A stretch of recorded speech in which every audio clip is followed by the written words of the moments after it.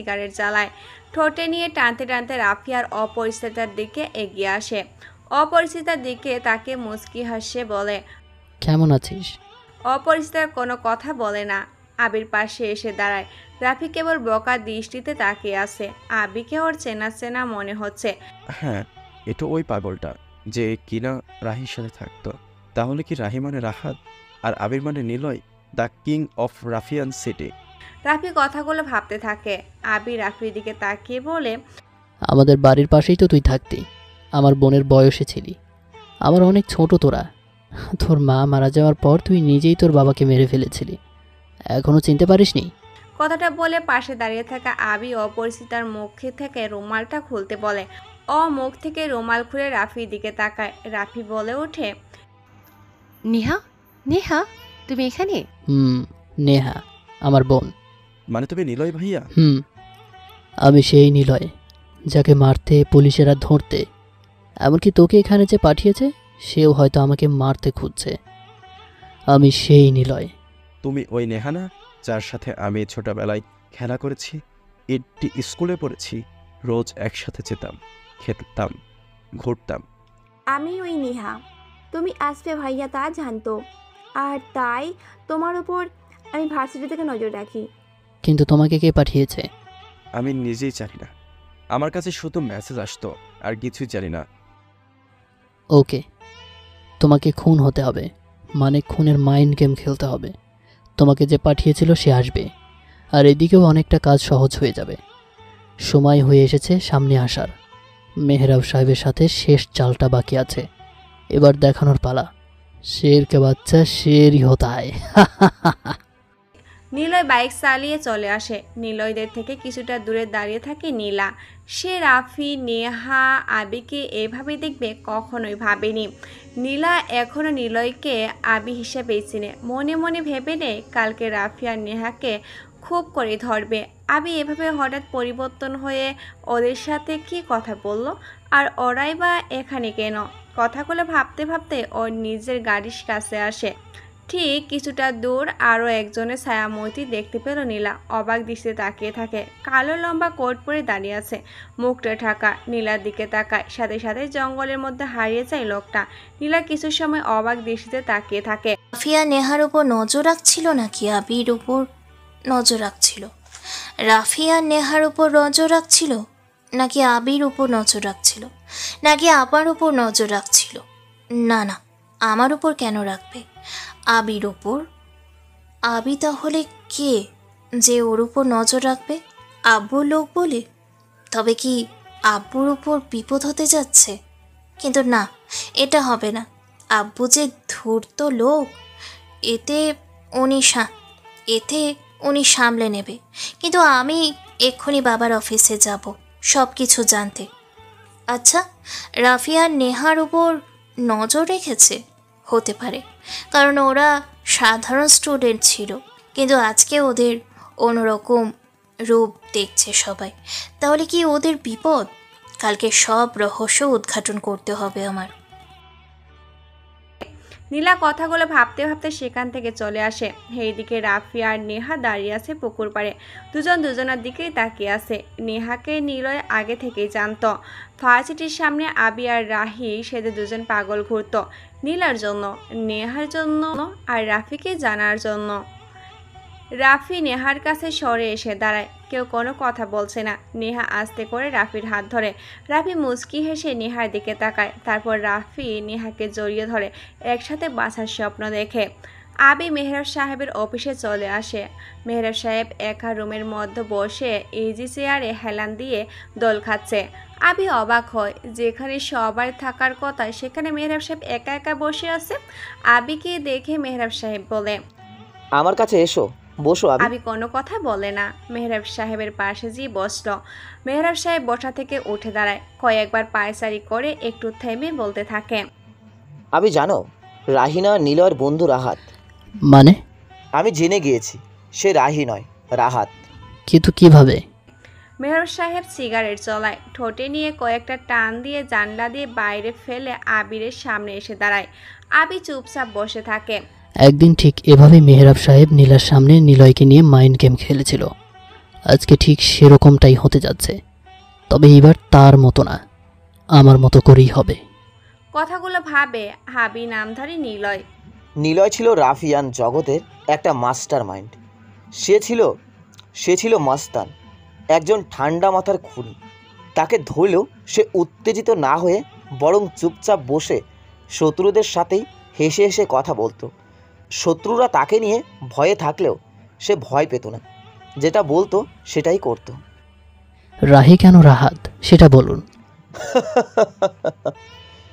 নিলয়ের একটা পার্সোনালিটি হলো সে ওর নিজেদের লোককে কখনো ফেস দেখায়নি, অথচ সে থাকতো সবার সামনেই। শুধু ওই ব্যক্তিটাই যে নিলয় এটা কেউ জানতো না। জানো তো এটার জন্য ওকে ধরাটা অনেক কঠিন। সে সবার সাথে মাইন্ড গেম খেলতে প্রস্তুত, আর এটাই ওর পছন্দ। ওর মাইন্ড গেমে একটাই পরিণতি, যদি সে ভুল করে তবে প্রথমবারে তাকে মারো, আর না হলে ওর মাইন্ড গেমের শেষ পরিণত হিসেবে তাকে পরের বার মারো, নয় বরং সে নিজের সবাইকে মারবে। আপনি রাহির কথা বলুন। মেহরাব সাহেব হাসতে থাকে, রহস্যময় হাসি, যে হাসির মাঝে অনেকগুলো প্রশ্ন লুকিয়ে আছে। আবি পায়ের উপর পা তুলে বসে। মেহরাব সাহেব বলে, নিলয় ছিল রাফিয়ান সিটির একজন রকস্টার। তাকে না দেখলে নিলয় নামটা শোনার সাথে সাথেই সব কাজ হয়ে যেত। মন্ত্রী থেকে শুরু করে দেশের এমন কোনো পজিশনের লোক ছিল না যারা নিলয় নাম শুনে সব কিছু করতে প্রস্তুত ছিল। কিন্তু কি জানো তো আবি, এই পজিশনটা সবাই নিতে পারে না, যা শুধুমাত্র নিলয়ই পারে। তবে এটাতে না কোনো টুইস্ট নেই, আসল টুইস্ট হলো মাইন্ড গেমে। ওই নিলয়ের পজিশনটা সবাই নিতে চায়, এমনকি তার বন্ধু। জানো তো বাংলার নবাব সিরাজউদ্দৌলের পতন কোনো হয়েছিল কাছের লোকদের বেইমানির জন্য। বিষয়টা ঠিক এরকমই। নিলয়ের বন্ধুই বেইমানি করে, আর তারই সুযোগে আমি মেহরাব নিলয়ের ওই পজিশনটা নিতে চাই। কিন্তু এটা আসলেই বড় গেইমারের জন্যই প্রযোজ্য। মেহরাব সাহেব থামে, আরও একটি সিগারেট জ্বালায়। সিগারেটটা হাতে নিয়ে আবির দিকে এগিয়ে যায়। আবি হাতে নিয়ে কয়েকটা টান দিয়ে ফেলে দেয়। মেহরাব সাহেব আবারও বলতে থাকে, নিলয়ের পজিশনটা নিতে হলে তাকে সরাতে হবে। সরানোর রাস্তাটা সহজ হলেও তাকে মারাটা বেশ কঠিন ছিল। আমরা খুব কাছেই পৌঁছে গিয়েছিলাম, কিন্তু মাইন্ড গেমের পিছে ছোট্ট একটি সোলার বলে ছক্কা হাঁকিয়ে দেয় নিলয়। ওই লোকেরা সর্বদা আমাদের ওপরেই নজর রেখেছিল। মারার ঠিক শেষ মুহূর্তে এসে নিলয় আর তার প্রিয় বন্ধু রাহাতকে বাঁচিয়ে নেয়। ভুলটা ঠিক ওখানেই আমাদের। আমরা জানতেই পারিনি কে তাকে বাঁচিয়েছিল, কেন তাকে বাঁচিয়েছিল, আর নিলয় আজকে কোথায় কিছুই জানি না। কিন্তু সে ঠিকই ওর মাইন্ড গেম দ্বারা আমাদেরকে পরিচালিত করেছে। আমরা আমাদের মতো চললেও প্রকৃতপক্ষে নিলয় যা চাইছে সেটাই হচ্ছে। I need to Niloy. আবি, তুমি হবে নিলয়। আবি চমকে ওঠে। মেহরাব সাহেব আবির কাছে এসে দাঁড়ায়। আবির দিকে তাকিয়ে বলে, নিলয়কে খুঁজে বের করার একটাই প্ল্যান, আর সেটা হলো তোমাকে নিলয়ের রুমে প্রোটেকশন করা, পেসিজিট করা। আজ থেকে তুমিই নিলয়, তুমিই পারবে নিলয়ের মতো চলতে। আমি সব কিছুর ব্যবস্থা করছি। নো, আমি হব নিলয়। ও কেন হবে? মেহরাব সাহেব সামনে তাকায়, দেখে জয় দাঁড়িয়ে আছে। মেহরাব সাহেব কপাল কুঁচকে বিরক্তহীন দৃষ্টিতে তাকায়। জয় কমর থেকে পিস্তল বের করে মেহরাব সাহেবের দিকে তাক করে ধরে। নিলয়ের জায়গাটা নেওয়ার জন্য আমি অনেক কিছুই করেছি, আর 2 দিনের আশা ওই ছেলেটা নিলয়ের জায়গা নেবে, আমি এটা হতে দেব না। দেখো জয়, তুমি শান্ত হও। নো মিস্টার, নো, অনেক হয়েছে। আমার তো মনে হচ্ছে আপনি নিজেই আমাদের সাথে মাইন্ড গেম খেলছেন। আমি রাফিয়ান জগতের আসল রাফিয়ান হতে চাই। মিস্টার রাফিয়ান আমিই হব, আর এর জন্য যদি আপনাকে মারতে হয় আমার একটু আফসোস হবে না। আর চাইলেও আপনি তা পারবেন না নিজেকে বাঁচাতে। আমরা ছাড়া আপনার কাছে কেউ নেই। তাই আবারও বলছি, আপনি যদি বাধা দেন তো আপনাকেও মরতে ফেলতে প্রস্তুত হব আমি। কথাটা জয় শেষ করতে পারেনি। শার্ট করে একটা গুলি চলে। পুরো রুমটা কেবল কয়েক মুহূর্তের জন্য স্তব্ধ হয়ে যায়। সবাই অবাক হয়ে মেহরাব সাহেবের পিছনে দাঁড়িয়ে থাকা আবির দিকে তাকায়। মুখে সিগারেট, ডান হাতে মেহরাব সাহেবের পিস্তল, যা টেবিলের উপরেই রাখা ছিল। ঠোঁট দিয়ে সিগারেট কামড়ে নিয়ে ধোঁয়াগুলো নাক দিয়ে ছেড়ে দিতে থাকে। মেহরাব সাহেব ঘুরে তাকায় আবির দিকে, তারপর জয়ের পিছনে থাকা ফায়েজের লাশের দিকে। ফায়েজের বুকে গুলি লেগেছে। মেহরাব সাহেব চমকে ওঠে। যাকে নিলয়ের মতো রাফিয়ান বানাতে চেয়েছিল, সে নিজেই এখন এভাবে কাউকে খুন করবে ভাবতেই পারছে না। জয়ের সামনে ফায়েজের বুকে গুলি করে। ঠোঁটে সিগারেট নিয়ে একটা চেয়ার টেনে মেহরাব সাহেবের সামনে এসে ওদের মাঝখানে বসে।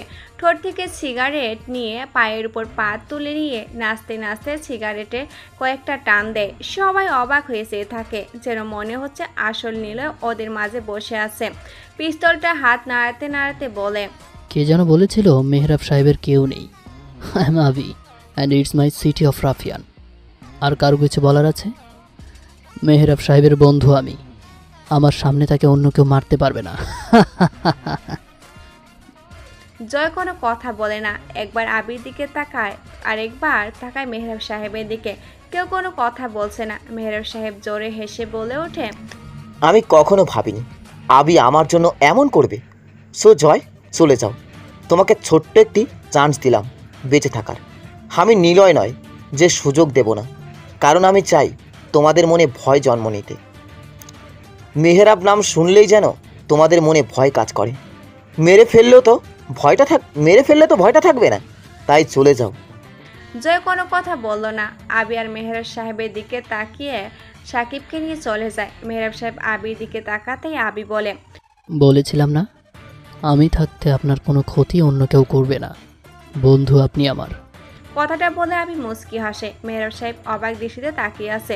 আজকে এমন কিছু হবে মেহরাব সাহেব কখনো ভাবতেই পারেনি। মেহরাব সাহেব চেয়ারে এসে বসে। আবি বলে, সময় হয়েছে রাফিয়ান জগতে আপনাকে মিস্টার রাফিয়ান হওয়ার। কথাটা বলে আবি উঠে চলে যায়। মেহরাব সাহেব আবির চলে যাওয়ার দিকে তাকিয়ে আছে। আবি দরজা থেকে বেরিয়ে কয়েক পা এগোতে কেউ একজন ওর পিছন থেকে হাত টেনে ধরে। আবি ঘুরে তাকায়, চোখ দুটো বড় বড় করে সামনে দাঁড়িয়ে থাকা ব্যক্তিটার দিকে চেয়ে থাকে। আবি অবাক হয়ে চেয়ে থাকে। ওকে এভাবে দেখবি এখানে? আবি কখনো ধারণাও করেনি, কিন্তু ও এখানে কেন? আবি প্রশ্ন করে। আমি কখনো কল্পনাও করিনি এভাবে এখানে দেখব। তারপর, এই শোনো না, প্রতিদিন ভালোবাসার নতুন নতুন গল্প পেতে ও শুনতে চাইলে আমাদের আলোর ডায়েরি চ্যানেলটি সাবস্ক্রাইব করে পাশে থাকা বেল আইকনটি বাজিয়ে দিও, কেমন? কে তুমি? আর তোমার সাথে রাফিয়া আর নেহার কি সম্পর্ক? ফাহাজকে তুমি কেন মারলে? তুমি তো পাগল, তাই না? তাহলে যা করেছো সবটাই তো সুস্থ মস্তিষ্কে ভেবে চিন্তে করা। আবি নিশ্চুপ দাঁড়িয়ে আছে। নীলাকে এভাবে এখানে যে দেখবে সেটা আবি কখনোই ভাবেনি। নীলার কথা শুনে মনে হচ্ছে ও অনেক আগে থেকে ফলো করছে আবিকে। আবি কোনো কথা বলল না। নীলার হাত ধরে এক প্রকার টেনে নিয়ে বাইরে আসে দুজন। আবি বাইকের উপর বসে স্টার্ট দিয়ে নীলাকে ইশারা করে বসতে। আবির কথা মতো নীলা বাইকে চড়ে বসে। রাত অনেকটা গভীর হয়েছে। শহর ছেড়ে বেশ কিছুটা দূরে ছোট্ট একটি ব্রিজের উপরে এসে বাইকটা রাখে আবি। নীলার দিকে না তাকিয়ে ধীর পায়ে হেঁটে যায় ব্রিজের উপর। পকেটে হাত গুজে সামনের দিকে তাকিয়ে থাকে। নীলা আসে ওর পাশে, বুকে হাত রেখে দাঁড়িয়ে প্রশ্ন করে, কে তুমি? কেন আমার বাবার সাথে এমন করছো? কেন আমার সাথে পাগলের অভিনয় করেছো? কেন সবাইকে ঠকাচ্ছো? নির্লিপ্ত ঠোঁটে জ্বলন্ত সিগারেটের স্পর্শ, হাতে সিগারেট, নাকে বুল্টের গন্ধ, একটু নিকোটিনের ধোঁয়ার টান, এক আগন্তুকের খেলা। রাফিয়ান রাজ্যে সে রহস্যময়, মাইন্ড গেমে সে rockstar. I am Rafian the mind gamer. মানে? আবি মুচকি হাসলো। নীলা আবিরের দিকে রহস্য ভরা দৃষ্টিতে চেয়ে আছে। আবি এত গুছিয়ে রহস্য দেখে কথা বলবে নীলা তা এত তাড়াতাড়ি আশা করেনি। নীলার কাছে সে হয় পাগল, আর তাকে সে নিজে সুস্থ করার চেষ্টা করেছে, কিন্তু এত তাড়াতাড়ি আবি সুস্থ হবে? মেনেই নিল নীলা আবি সুস্থ হয়ে গেছে, কিন্তু ওর মস্তিষ্ক এভাবে কাজ করবে কখনো ভাবেনি ও। কে তুমি? কেন কেন এমন করে কথা বলছো? কি চাও তুমি? তোমাকে চাই। মানে? আমাকে চাও মানে কি? তোমাকে ভালোবাসি, আর এই ভালোবাসার জন্যই আমি এত কিছু করেছি। যখন তোমাকে খুঁজেছিলাম তুমি হারিয়ে গিয়েছিলে, যখন তোমাকে পেলাম তখন তোমার আব্বু আমাকে দূরে সরিয়ে দিল তোমার থেকে, তোমাকেও আমার থেকে কেড়ে নিল। কিন্তু এবার আর তা হবে না নীলা। Niloy is back. কি? তুমি নিলয়? নীলা হা হয়ে তাকিয়ে থাকে আবির দিকে। আবি নামধারী নিলয়ের দিকে তাকিয়ে নীলা অনেক বড় শকড হয়। মানে এ আবি নয়, নিলয়। নিলয়ের এমন আগমন নীলার ঠিক কি পড়বে ভেবে পাচ্ছে না, কিন্তু ওর সামনে নিলয় আবারও একটি খুন করে আসলো। নীলা বলে, এতদিন কোথায় ছিলে? তোমার আশেপাশেই তো ছিলাম, আফসোস তুমি আমাকে চিনতে পারলে না।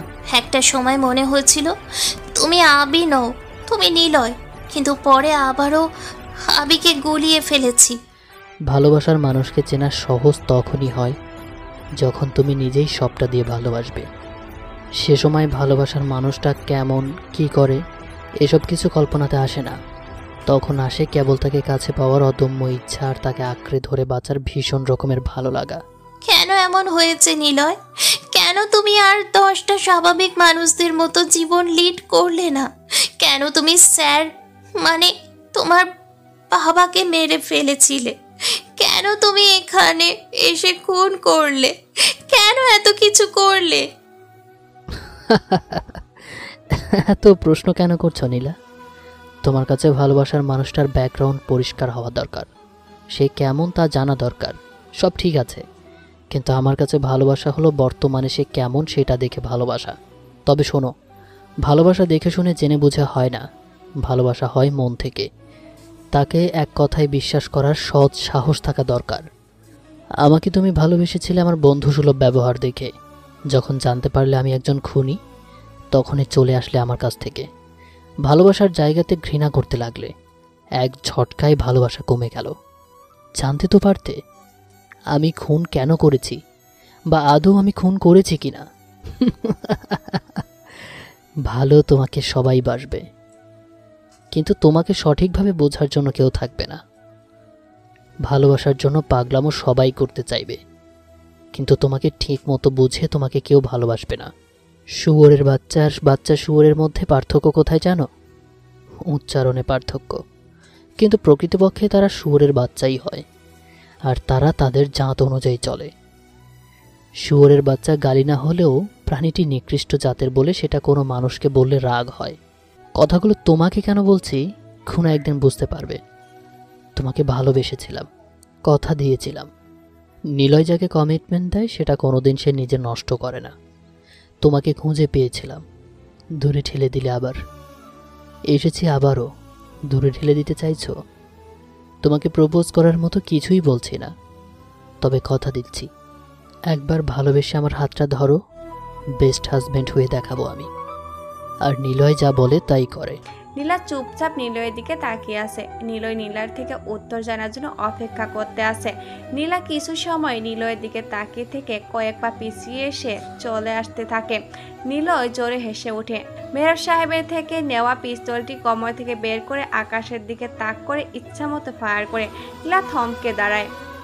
নীলার দিকে না ঘুরে তাকিয়ে দাঁড়িয়ে থাকে। নিলয় জোরে জোরে বলতে থাকে, জানতাম এটাই হবে। তোমার কাছে আমি সবচাইতে খারাপ একজন। চেয়েছিলাম তোমাকে নিয়ে বাঁচতে, একসাথে থাকতে চেয়েছিলাম। তোমার আর আমার রাস্তায় যে আসতো তাকেই আমার আর ভালো হয়ে ওঠা হলো না নীলা। আমি ধ্বংস করে দেব সব কিছু, আর এটাই আমার কমিটমেন্ট। নিলয় যা বলে তাই করে দেখায়।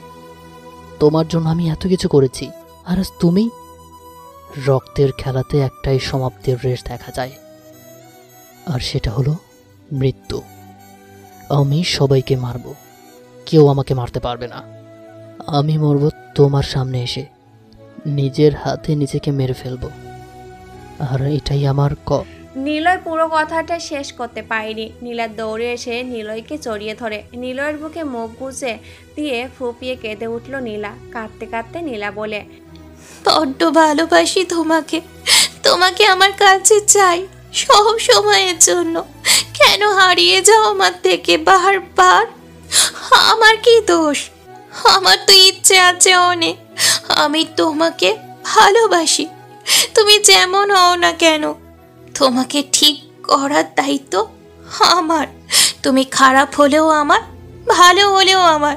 তোমাকে ঠিক পথে যদি আমি আনার চেষ্টা না করি, তাহলে আমি কিসের ভালোবাসলাম? আর হারাতে চাই না তোমাকে, আমার করে নেব এবার। আর এই সব কিছু ছেড়ে দিবা। নিলয় দু হাত দিয়ে নীলাকে আরও শক্ত করে জড়িয়ে ধরে। নিলয় কিছু সময় নীলাকে জড়িয়ে ধরে রাখার পর বলল, সব কিছু ছেড়ে দেব, কিন্তু আমার হিসেব বুঝে নেওয়ার পালা এসেছে। শেষবার মাইন্ড গেমের শহরে নিজের অস্তিত্বকে জানান দিতে চাই। আমি ওদের শহরেই ওদের স্টাইলে মাইন্ড গেম খেলবো। তুমি আমার পাশে থেকো শুধু। এবার আর কোনো শক্তি নেই যে আমাকে তোমার থেকে আলাদা করতে পারবে, এমনকি তোমার বাবাও পারবে না। তোমাকে নিয়ে চলে যাব বহুদূর, যেখানে থাকবো কেবল আমি আর তুমি। কথাগুলো শেষ করে দুজনে কিছু সময় খুনসুটিময় ভালোবাসা আদান প্রদান করে। তারপর নীলা বাইকের কাছে এসে নীলাকে ডাক দেয়। নীলা বাইকের কাছে আসার সময় খেয়াল করে অনেকটা ধরে কেউ একজন দাঁড়িয়ে আছে ওদের দিকে তাকিয়ে। নীলা তাকাতেই সেই সাময়িক আগন্তুকটা চলে যেতে থাকে। কালো লম্বা হুডওয়ালা পোশাক। নীলা তাড়াতাড়ি নিলয়ের কাছে চলে আসে। নিলয়কে পিছনে তাকাতে বলে নীলা, কিন্তু নিলয় তাকিয়ে দেখে সেখানে কেউ নেই। নীলা আরও কিছু সময় সেদিকে তাকিয়ে থাকে। বাইকে চড়ে নিলয়ের সাথে সেখান থেকে চলে আসে। আসার পথে নীলা একটা কথাই ভেবেছে, রাফিয়া নেহাদের ওখানেও এই অপরিচিত ব্যক্তিটা ছিল। এটা ওই ব্যক্তি নাকি আরও অন্য একজন? কিন্তু যে বা যারাই হোক না কেন, এভাবে পিছু নিচ্ছে, নিশ্চয়ই কিছু একটা হতে যাচ্ছে। আচ্ছা, নিলয়ের কোনো ক্ষতি হবে না তো? না না, আমি নিলয়কে আমার কাছে রেখে দেব, ওর কিছু হতে দেব না আমি। কথাগুলো ভাবতে ভাবতে নিলয়কে জড়িয়ে ধরে নিলা। মেহরাব সাহেব অফিস ছেড়ে বাহিরের দিকে এগোতে থাকে। হঠাৎ দূর থেকে মেহরাব সাহেবের গাড়িটা রাস্তায় একপাশে এলোমেলো হয়ে দাঁড়িয়ে আছে। নিলয় জোরে স্পিড তুলে গাড়ির পাশে এসে থামে। 5 জন মুখে রুমাল বাঁধা লোকের সামনে মেহরাব সাহেব দাঁড়িয়ে আছে, আর ওই 5 জন লোকের হাতে পিস্তল। নীলা ওটা দেখেই দৌড়ে ওর বাবার পিছনে যেয়ে দাঁড়ায়, বলতে থাকে, কে আপনারা? এখানে কি করছেন? আর আমার বাবার সামনে এভাবে দাঁড়িয়ে আছেন কেন? মেয়েরা সে রাগায়া কি যেন বলেছিলি তোরা? ব্যাংক অ্যাকাউন্ট হ্যাকের বিষয়ে আমি যেন নাক না গলাই, তাই না? এখন বল, তোদের লিডারকে? জয়কে তো কুকুরের মতো মারবো। মেহরাব সাহেব নিলয়ের দিকে তাকিয়ে কথাগুলো বলল। নিলয় মুচকি হাসে। মেহরাব সাহেবের পিছনে যে দাঁড়ায়। ঠিক সেই সময় একটি বাইক ওদের সামনে এগিয়ে আসে। বাইক থেকে মোটা গাছের একজন লোক নামে। মুখের সামনে দাঁড়িয়ে থাকা ছেলেগুলোর মতো করে রুমাল আটকানো। মেহরাব সাহেবের সামনে এসে বলল, hello mister Mehrab, introduce myself, I am Aryan. যার নাম ভাঙিয়ে আপনি কোনো এক মেয়েকে আমারই বোন বানিয়ে এই শহরে রেখেছেন। আমি হলাম ওই ব্যাংক অ্যাকাউন্ট হ্যাকারের লিডার। আপনার কিছু বলার আছে? তুমি যত খুশি অ্যাকাউন্ট হ্যাক করো, কোনো সমস্যা নেই। তুমি তোমার মতো করে থাকো। রাফিয়ান শহরে একটাও কিন্তু একটা অংশ মিস্টার মেহরাব ভাই। দেখা হবে কোনো এক অচেনা সময়ে চেনা জায়গায়। রহস্যময় কথা বলে রহস্যময় হাসি দিয়ে আরিয়ান তার গ্যাং নিয়ে চলে আসে তার সামনে থেকে। মেহরাব সাহেব ঘুরে তাকায় নিলয়ের দিকে। তিনি বললেন, আরিয়ানকে সরিয়ে দাও, ওর রহস্য আমার ভালো লাগছে না। রহস্যময় মানুষেরা তো রহস্য নিয়েই কথা বলতে আর শুনতে ভালোবাসে। আপনি রিল্যাক্স করুন, আর প্রথম থেকে এ অবধি সব কিছু ভাবুন। আপনার ভাবনার মাঝেই রয়েছে সব রহস্যের সমাধান। রহস্য এমন একটা জিনিস, বুঝতে পারলেও চিন্তা, না বুঝতে পারলেও চিন্তা। বাবা, আবিকে দিয়ে তুমি কি করাতে চাও? কিছু না। আচ্ছা, বাসায় চলো। আর আমি শিওর আরিয়ান হলো জয় অথবা নিলয় আর রাহাতের মাইন্ড গেম মাত্র চ্যাপ্টার শেষ করতেই চাই। চলো তাড়াতাড়ি সব কিছু নিজেদের করে নিই। মেহরাব সাহেব গাড়ি নিয়ে চলে যায়। নীলাকে মেহরাব সাহেবের থেকে পাঠিয়ে দিয়ে পকেট থেকে ফোন বের করে নিলয় রাহাতকে ফোন দেয়। সময় এসেছে তোকে সামনে প্রকাশ হওয়ার, আর সেটা জয়দের সামনেই হতে হবে। মনে আছে তো আমাদের দুজনকেই জয় মেরেছিল? আগে জয়ের সাথে দেখা করব। আচ্ছা।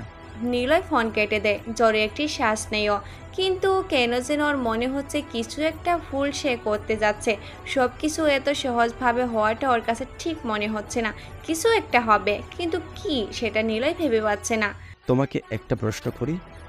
নেহা রাফির দিকে তাকায়। দুজনে বসে আছে পাশাপাশি। রাফির করা প্রশ্ন শুনে নেহা রাফির দিকে তাকালো। রাফি ওর হাত ধরে বলল, নিলয় ভাইয়া তোমাকে কিভাবে জানে তুমি ওর বোন?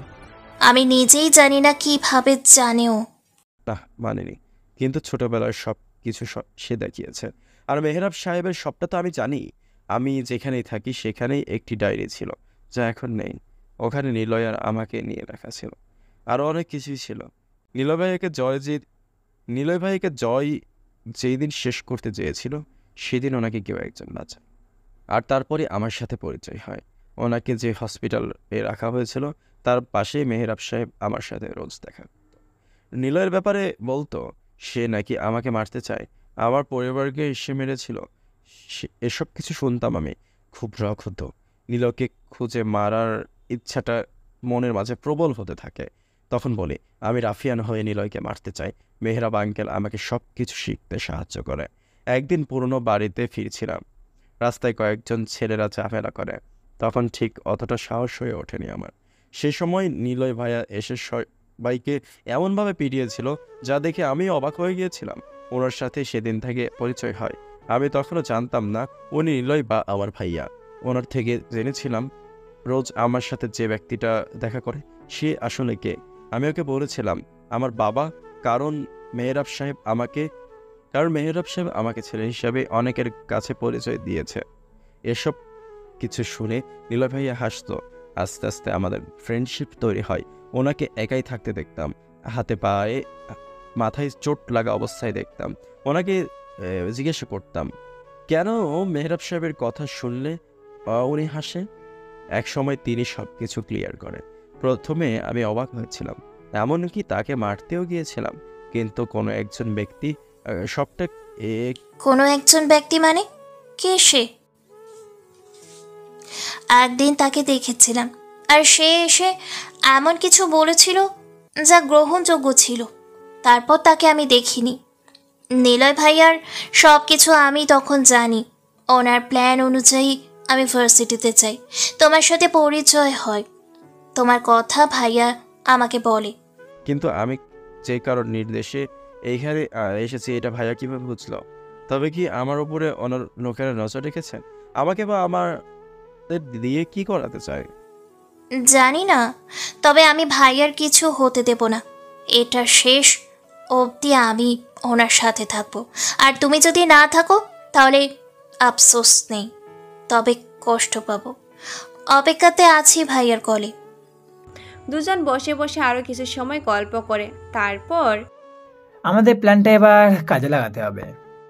জয়ের কথা শুনে সাকিব বসা থেকে উঠে দাঁড়ায়। জয়ের দিকে তাকিয়ে বলল, চল নীলাকে কিডন্যাপ করি, আর মেহরাব সাহেবকে বোঝায় আমাদের ক্ষমতা একটু। সাকিব জয়ের কথা শুনে বসা থেকে উঠে দাঁড়ায়।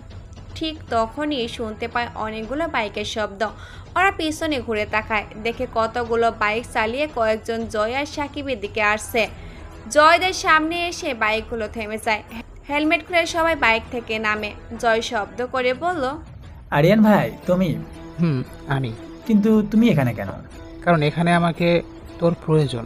মানে আমার কেন প্রয়োজন হবে তোমাকে? কারণ আবি আর মেহরাবকে আমি মারতে চাই। পুরো দেশের ব্যাংকগুলো আমার আন্ডারে নিতে চাই। মানেই খুব সহজ, ব্যাংক অ্যাকাউন্ট হ্যাকগুলো আমারই করা। কিন্তু আবি আর মেহরাবের জন্য এটা এখন সম্ভব হচ্ছে না। শোন, আমি এমনি এমনি কাজ করি না। ডিলে আয়, তুই আর আমি মিলে ওদের দুজনকে মারবো। রাফিয়ান জগৎ তোর আর ব্যাংকগুলো আমার। এখানে বিশ্বাস করা না করার বিষয় না, এটা হলো আরিয়ানের ডিল। এবার বল, ওদেরকে মারার কোনো প্ল্যান আছে নাকি? জয় আর সাকিব আরিয়ান ভাইয়ের দিকে তাকায়। জয় ইমপ্রেস হয়। এই অবধি যারা এসেছে সবাই রাফিয়ান হতে চেয়েছে, কিন্তু আরিয়ান সরাসরি এটা বাদ দিয়ে টাকা নেশে চলে গেছে। জয়ের ব্যাপারটা ভালো লাগলো। আরিয়ানকে বলল, ভাই কাজটা অনেক কঠিন, নিলয় ঝামেলা করবে। নিলয়কে মেরে ফেলা হবে। নিলয়কে মারা মুখে বলা যতটা সহজ তার থেকে বেশি কঠিন। কঠিন? আরিয়ানের কাছে কঠিন শব্দ হলে কিছু নেই। নিলয়ের দুর্বল জায়গায় বল। হুটগাদা, একটা মানুষের দুর্বল পয়েন্ট থাকেই। আছে ভাই, নীলা। সে হলো মেয়র সাহেবের মেয়ে নীলা। নীলাকে ভালোবাসে। আমাদের প্ল্যান হলো নীলাকে তুলে আনা। আর নীলয় হাবি আর মেয়র সাহেব আমাদের কাছে তখন চলে আসবে, আমরা মেরে ফেলবো। জয়ের কথা শুনে আরিয়ান মুচকি হাসলো ও জয়ের দিকে তাকিয়ে হাসি মুখে বলল, ডিল কিন্তু তাহলে ওটাই, আমার টাকা চাই আর তোর রাফিয়ান জগৎ চাই। বলে আমার টাকার দিকে নজর দিবি না। আর না আমার এসব রাফিয়ান না কি যেন বলে, এসবে কোনো ইন্টারেস্ট নেই। এখন বল, কবে প্ল্যান অনুযায়ী কাজ করা হবে? জয় আরো অবাক হয়, সত্যি অনেকটা অবাক হয়, কারণ রাফিয়ান হওয়া মানেই তো টাকা, ক্ষমতা আর সব নিজের কাছে। কিন্তু আরিয়ান কেবল টাকার নেশায় নেশাগ্রস্ত। জয়ের সাথে সাথেই বলল, ভাই তোমাকে আমি অনেক বেশি টাকা দেব, এক্সট্রা 50 কোটি টাকা আমি তোমাকে দেব, তুমি কেবল নীলাইকে সরিয়ে দাও। টাকা? আহা, কি সোনালি রে। পুরুষ মানুষের দুটো নেশা বড়ই অদ্ভুত রে, নারী আর টাকা। তোকে চাইলেই নারী দেব, আমার শুধু টাকা দিবি। টাকায় সব কিছু হয় রে। রাফিয়ান জগৎটাকে টাকার খেলা না হলে টাকা দিয়েই মাইন্ড গেম হয়ে। টাকা, আহা কি সুন্দর একটি নেশা লাগানো শব্দ টাকা। আরিয়ান টাকা টাকা করতে করতে বাইকে উঠে বসে। জয় রীতিমতো অবাক হয়ে চেয়ে আছে। আরিয়ানের মাঝে টাকায় নেশা, আসলে কথা সত্য, টাকায় সবকিছু সহজ করে দেয়। নেহা, আমাকে যেতে হবে, আমি তোমার সাথে খুব তাড়াতাড়ি দেখা করব। রাফির কথা শুনে নেহা রাফির দিকে তাকালো। রাফি আর নেহা দুজনে অনেকটা সময় ধরে বসে গল্প করছিল। ঠিক তখনই ওর সেই ফোনে মেসেজ আসে, আর রাফি জানে ওই ফোনে কিসের মেসেজ এসেছে। তাই নেহা পাশ থেকে উঠে দাঁড়িয়ে রাফি কথাটা বলল।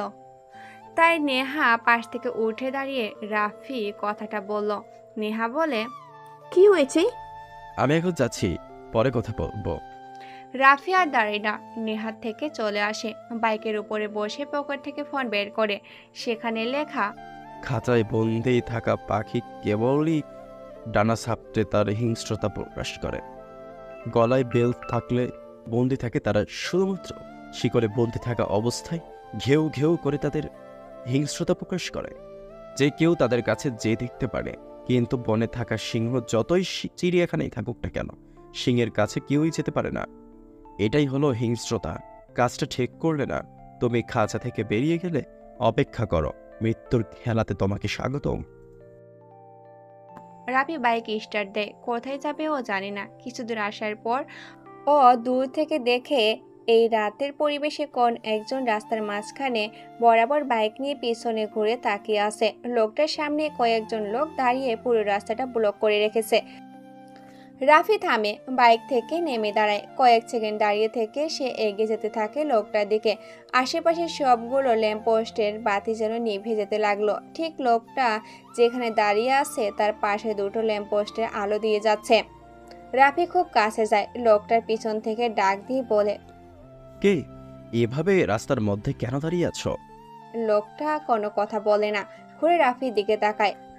মুখটা লম্বা হুড টুপিতে ঢাকা আছে, হাতে জ্বলন্ত সিগারেট, কালো পোশাক, যেন এটাই রিয়েল রাফিয়ান। রাফি থেকে কয়েক হাত দূরে দাঁড়ায়, ডান হাতে থাকা সিগারেটটা ছুঁড়ে ফেলে দেয়, কোনো কথা বলে না। একজন লোকের দিকে তাকায়ও, সাথে সাথে পিছন থেকে একটা ছেলে রাফির দিকে এগিয়ে আসে। পকেট থেকে কয়েকটা ছবি বের করে রাফির হাতে দিয়ে আবারও জায়গায় এসে দাঁড়ায়। রাফি ছবিগুলো দেখতে থাকে, অজ্ঞান হয়ে হেলান দিয়ে বসে আছে। সামনে কাটে আগুন জ্বলছে। পরের ছবিতে দেখে রাফি কোনো এক আগন্তুকর বাইকের পিছনে বসে আছে। লিমনকে মেরে চলে আসার পর সেই চিরচেনা শাটারের পাশে দুজন লোক। শেষের ছবিটাতে রাফি দাঁড়িয়ে আছে জঙ্গলের পুকুরের সামনে, আর ও পাশে দাঁড়িয়ে আছে নেহা। তার মানে এই লোকটা সবসময় রাফি আর রাফিদের উপর নজর রেখেছিল। আর এটাই হল ওই লোকটা যাকে নীলা, নেহা, রাফি আর নিলয়ের কথা বলার সময় দেখেছিল জঙ্গলের ওই পুকুর পাড়ে। রাফির কাছে এখন অনেক কিছু পরিষ্কার হয়ে গেছে। নেহার সাথে বসে থাকার সময় একটা মেসেজ আসে, আর মেসেজের শেষ অংশে লেখা থাকে, কাজটা তুমি ভুল করনি, প্রস্তুত হও রক্তের খেলায়। তাহলে কি যে পাঠিয়েছিল সে জেনে গেছে রাফি, নেহা আর নিলয়ের কাছে প্রকাশিত? তিনি কে? নাকি সামনে যে দাঁড়িয়ে আছে ইনি সে অপরিচিত ব্যক্তি যে কিনা রাফিকে লিড করেছিল? নাকি এমনও হতে পারে রাফির সামনে দাঁড়িয়ে থাকা ব্যক্তিটা আলাদা একজন, সেও রাফির মতো এই পরিচিত অপরিচিত ব্যক্তির লোক। সে এইসব ছবি তুলে পাঠিয়েছে তার কাছে আর সে জেনে গেছে এর থেকে। তাহলে কি রাফিকে মারতে এসেছে সামনে থাকা লোকটা? না না, আমাকে সে মারবে না, মারার হলে আগেই মেরে ফেলতো। কিন্তু এ লোকটা রাস্তা আটকে শুধু ছবি দেখাবে নাকি অন্য কিছু করবে? কি চাই? রাফি কথাগুলো ভাবছে, তখনই দেখে আরেকটা ছেলে ওর দিকে এগিয়ে এসে হাতে ছোট্ট একটি চিরকুট ধরিয়ে দিয়ে আগের জায়গায় দাঁড়ায়। কারো বিশ্বাস ভাঙলে, যারা বিশ্বাস ভেঙেছ তাদের মেরে দাও, না হলে সে হয়তো তোমাকে বিশ্বাসঘাতক বলে গালি দেবে, আর না হয় তোমাকে মেরে দেবে। আমি স্বার্থপর হতে চাই না, আর না হতে চাই প্রজা। নেক্সট কালো রাতে কেবল শোনা যাবে আর্তনাদ। আমাকে মাফ করে দাও চিৎকারে হবে মুখ তপ্ত। একজনে বেঁচে থাকবে, আর শুধু রাফিয়ান। রাফিয়ান এসে গিয়েছে, হা হা হা। রাফি চিরকুট পরে সামনে তাকায়। সামনে দাঁড়িয়ে থাকা আগন্তুর সাথে থাকা লোকগুলো বাইকের উপরে বসতে থাকে। রাফি কিছুটা ভয় পায়, ঠিক যেটার ভয় সে এতদিন পাচ্ছিল। তাকে বিশ্বাস করে কেউ একজন তাকে এখানে পাঠিয়েছে, আর যে ব্যক্তিটির ছবি তুলেছে সেও রাফির মতো অন্যের কথা মতো কাজ করছে। কিন্তু রাফি এখন সবার সামনে প্রকাশিত, যা প্ল্যানে ছিল না। এর জন্যই হয়তো ওকে খেসারত দিতে হবে। কি অদ্ভুত লেখাগুলো! রাফি কথাগুলো ভাবতে ভাবতে সামনে তাকায়। আগন্তুক রাফির দিকে 2 আঙ্গুল উঠিয়ে কপাল ঠেকিয়ে ঘুট বাই স্টাইলে হাত নাড়িয়ে চলে যায়। রাফি বোকার মতো হাতে চিরকুট নিয়ে দাঁড়িয়ে আছে। আমি চাই না কারো গোলাম হতে, তবে কি আমি নেহা আর নিলয়কে মেরে ফেলবো? না না, এটা কেন করব? কিন্তু ওদেরকে না মারলে আমি কিছুই করতে পারবো না। আমাকে হয়তো নিলয়ের ওপর নজর রাখতে আনা হয়েছিল। হতে পারে নিলয়কে মারার জন্য এমনটা করতে পাঠায় আমাকে এখানে। কিন্তু নিলয়কে মারবো কিভাবে? পুরো দাবা খেলার গুটিটা তো এখন নিলয়ের কাছে। তাহলে কি নিলয়ের শত্রু জয়দের সাথে মিশে যাব আমি? না, ঠিক মিশবো না, আবার সবাইকে কিছু জানাবো না। রাফি বাইকে যেয়ে বসে, উদ্দেশ্য জয়দের কাছে গিয়ে ওদের সাথে টুকিটাকি কথা বলা। রাহাত মুখ আর হাত থেকে চুল দাড়ি সব কেটে ফেলে। সে আগের মতো হয়ে যায়। আয়নার সামনে দাঁড়িয়ে কিছু সময় নিজের মুখের দিকে তাকিয়ে থাকেও। একটু আগে নিলয় ওকে ফোন করেছিল। সময় এসেছে প্রকাশ হওয়ার। প্রথম টার্গেট আমাদের খুব কাছের বন্ধু থেকে শত্রু জয়কে মারা। যেহেতু সময় এসে গেছে রাফিয়ান প্রকাশিত হওয়া, তাই রাহাত মাথা আর মুখ থেকে দাড়িগুলো সব কেটে নিয়ে একদম ক্লিন মুখে আয়নার সামনে এসে দাঁড়িয়েছে। সামনের টেবিলে 2টা পিস্তল, বিছানার কালো পোশাক রাখা আছে। রাফিয়ান ড্রেস আপ। মাইন্ড গেমার এই শহরের সবাই রাফিয়ান হতে চাইলেও সবাই পারে না। যেন চোর পুলিশের খেলার মতো মিতু সবাইকে ধাওয়া করে বেড়াচ্ছে। মিতু দ্রুত যেন সে নিজে। রাহাত ড্রেস আপের দিকে তাকিয়ে কথাগুলো ভাবতে ভাবতে মুচকিয়ে হাসি দিল। আর দেরি করবে না ও। গায়ের জামাটা পরে নিয়ে কোমরে পিস্তল গুজে নিল। টেবিলে থাকা ফোনটা হাতে নিয়ে নিলয়কে ফোন দেয়। প্রথমবারে রিসিভ করে নিলয়। রাহাত বলে ওঠে, দেখা হবে সেই চেনা জায়গায়। মৃত্যুর খেলাতে শেষ বিজয়টা হবে নিজেদের। যাচ্ছি জয়ের কাছে। জয়ের শহরে যেয়ে খেলবো মাইন্ড গেমের বিভৎস সেই রক্তের খেলা। দেখা হচ্ছে তাড়াতাড়ি। রাহাত ফোন কেটে দেয়। ফোনটা অফ রেখে পুরনো বাড়ি থেকে বের হয়েও কালো গাড়ির দরজা খুলে একটা সিগারেট জ্বালিয়ে দাঁড়িয়ে থাকে। কয়েক টান দিয়ে মাটিতে ছুঁড়ে ফেলে দিয়ে ড্রাইভার সিটে এসে বসে রাহাত। কোনো কিছু না ভেবে স্পিড তুলে সোজা চলে যায় গন্তব্যে। জয় আর সাকিব সেই পুরনো জায়গায় এসে দাঁড়িয়ে আছে। একটু আগে কেউ একজন রাহাত আর নিলয়কে খুঁজে পেয়েছে, সেই খবর দেওয়ার জন্য ওদেরকে রেখেছে। যদিও ওরা একা আসেনি, সাথে অনেক লোকও নিয়ে এসেছে। জয় এখন কোনো প্রকার রিস্ক নিতে চায় না। রাফিয়ান হওয়ার এই কালো রক্তের জগতে সে খুব কাছে চলে এসেছে। এখন সে কোনোভাবে কোনো ভুল করতে চায় না। যেই নিলয়কে মারবে সেই তো হবে আসল রাফিয়ান। আর জয় ঠিক এটার এই সুযোগের জন্য বেশ উত্তেজিত হয়ে আছে। নিলয়কে মারলে সবাই তাকে ভয় পাবে। একটা রাজ্য হিংস্র রাজা থাকে, আর সেই রাজাকে যদি কোনো সাধারণ কেউ মেরে ফেলে, সে দেশের প্রজারা তখন তাকে ভয় পেতে শুরু করে। সবার সামনে একটাই কথা ঘুরপাক খায়, ভয়ঙ্কর রাজাকে যে মারতে পারবে সে তো বেশি ভয়ঙ্কর। আর ঠিক এটারই অপেক্ষাতে আছে জয়। নিলয় নামক রাফিয়ান জগতের রাজাটাকে সে মারতে চায়। কথাগুলো ভাবতে ভাবতে দেখে একটা কালো গাড়ি দূর থেকে এগিয়ে আসছে ওদের দিকে। সে চিরচেনা জায়গা, বড় একটি জঙ্গলের মাঝখানে ফাঁকা জায়গা, যেখানে কোনো একদিন নিলয় আর রাহাতের জয় আর মেহরাব সাহেবকে মারতে চেয়েছিল। সেই গল্পটাই লম্বা হতে হতে আবারও সে চিরচেনা জায়গায় নিয়ে এসেছে জয়দেরকে।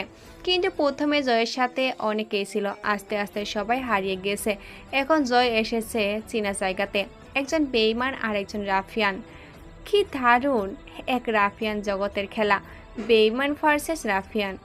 জয়ের থেকে বেশ কিছুটা দূরে গাড়িটা রাখে রাহাত। গাড়ি থেকে নেমে একটি সিগারেট জ্বালায়। জয়ার সাকিব ভয় পেয়ে বলে ওঠে, নিলয়? বিড়বিড় করে ওরা দুজন কথাটা বলে ওঠে। কিন্তু নিলয় কখনো মিশনে এসে সিগারেট খেত না, তাহলে কে? জয় কমর থেকে পিস্তল বের করে পিছনে দিয়ে হাত রাখে। জয়ের পিছনে অনেকগুলো ছেলে এসে দাঁড়ায়। রাহাতের মুখ দেখা যাচ্ছে না, হাতে থাকা জ্বলন্ত সিগারেট না টেনে মাটিতে ছুঁড়ে মারেও। তারপর মুখে আস্তে করে হেঁটে আসে ও কালো গাড়ির সামনে এসে বসে, এক পা ঝুলিয়ে দিয়ে আর এক পা ভাঁজ করে বসে ও দুহাত পিছনে দিয়ে হেলান দেওয়ার স্টাইলে বসে থেকে বলে, কেমন আছিস জয়? জয় ভয়ে কয়েকবার ঢক গেলে নিজেকে যথেষ্ট সামলে নেয়। সামনে এগিয়ে যায় জয়। একটা ছেলে চেয়ার এনে দেয় জয়ের কাছে। কিছুটা দূরে চেয়ারে বসে জয় বলল, কে তুই? চিনতে পারছিস না? গলার ভয়েসটাও ভুলে গিয়েছিস? শুনেছি মানুষের কাছে মৃত্যু দূত এসে গেলে সে নিজেই জানে না সে কি করবে। রাহাত। I am back. কেমন আছিস বিশ্বাসঘাতক? জয় বসা থেকে উঠে দাঁড়ায়। রাহাত গাড়ি থেকে নিচে নেমে আসে দাঁড়ালো। মাথা থেকে হুড টুপি তুলে জয়ের দিকে তাকায়। জয় এক দৃষ্টিতে তাকিয়ে আছে রাহাতের দিকে। জয় পিছনে গোজা পিস্তলটি বের করে রাহাতের দিকে তাক করে গুলি করতে চাপে। তখনই রাহাত বলে, ওয়েট বন্ধু, ওয়েট। এত তাড়া কিসের রে? আর কোনো ভুল করতে চাই না আমি। রাফিয়ান হওয়ার জন্য এত কিছু করেছি আমি। তোকে মারতে আমার একটু হাত কাঁপবে না রাহাত? রিল্যাক্স বন্ধু, হাত তো আমারও কাঁপবে না। রক্তের খেলায় মরতে তো হবেই, হয় তুই না হয় আমি। কিন্তু আয় না একটু বসে গল্প করি, কতদিন পর তোর সাথে দেখা। রাহাত, গল্প করাটা যে তোর একটা মাইন্ড গেম সেটা আমি বুঝতে পারছি। Mind game? Mind game? আর শোন না ভাই, রাহাত না মাইন্ড গেম খেলে না। রাহাত এসব মাইন্ড গেম খেলতে পছন্দও করে না। রাহাতের কাছে একটাই সলিউশন, ধরো তক্তা মারো প্যারেক। বুঝলি না তো? আচ্ছা শোন, আমার কাছে যেটা ভালো লাগে সেটাই করি। কোনো কিছু না ভেবেই তোকে এখনই মেরে দিতে পারি, কিন্তু আমার না একদমই তোকে মারতে ইচ্ছে করছে না। এখন গল্প করব। কতদিন হলো তোর সাথে কথা বলিনি, তোকে অনেক গল্প বলবো, শুনবি না? জয় পিস্তলটা রাহাতের দিকে তাক করে রাখে। রাহাত হাসতে থাকে। জয় এবার পিছনে আর একবার আশেপাশে তাকায়। না, সব কিছু এখনো জয়ের ভাবনার মতোই হচ্ছে, কিন্তু জয় জানে রাহাত যেখানে থাকবে নিলয় ঠিক সেখানেই থাকবে। জয় বলে, আমি জানি এটাই তোর মাইন্ড গেম, আমার সাথে কথা বলে সময় কাটানো। মানে নীলার জন্য অপেক্ষা করাবি? এসব না পুরনো হয়ে গেছে, নতুন কিছু থাকলে বল। নতুন কিছু? নতুন কিছু দেখতে চাস? তাহলে শোন, তুই এখনই চাইলেও আমাকে মারতে পারবি না। তোর পিছনে যে লোকগুলো আছে তারা সবাই আমার লোক। তোর হাতে থাকা যে পিস্তলটা আছে না, ওটাতে না কোনো গুলি নেই। বিশ্বাস হচ্ছে না? দে আমার কাছে। কথাটা বলে রাহাত জয়ের কাছে এগিয়ে যায়। জয়ের হাত থেকে পিস্তলটা কেড়ে নিয়ে কোনো কিছু না ভেবে নিজের মাথায় গুলি করে। কিন্তু রাহাতের কথা সত্য, পিস্তল থেকে কোনো প্রকার গুলি বের হয়নি। রাহাত জোরে জোরে হাসতে থাকে। হাতে তালি দিতে দিতে হাসতে হাসতে গাড়ির কাছে গিয়ে দাঁড়ায়। তারপর, এই শোনো না, প্রতিদিন ভালোবাসার নতুন নতুন গল্প পেতে ও শুনতে চাইলে আমাদের আলোর ডায়েরি চ্যানেলটি সাবস্ক্রাইব করে পাশে থাকা বেল আইকনটি বাজিয়ে দিও, কেমন? নিলয়, আমার কথা শোনো, তুমি এখন যেও না। নিলয় মেহরাব সাহেবের বাড়ি থেকে বের হতে যাবে, তখনই নীলা এসে ওর সামনে দাঁড়ায়। নিলয় নীলার দিকে তাকাতেই নীলা ওপরের কথাটা বলে। নিলয় কিছু সময় নীরব দৃষ্টিতে নীলার দিকে চেয়ে থাকে। নীলা আবারও বলে, নিলয়, আজকে যেও না। নীলা সামনে থেকে সরো প্লিজ নিলয়, আমার কথা শোনো, আমার কেমন যেন হচ্ছে। নিলয়ের ভাগ্য এক উপরওয়ালা ছাড়া কেউ বদলাতে পারবে না। আর শোনো, তুমি যখন নেহা আর রাফির সাথে কথা বলছিলে ঠিক তখনই কোনো একজন তোমাদের উপর নজর রাখছিল। তোর বাবা ছাড়া কেউ নজর রাখবে না।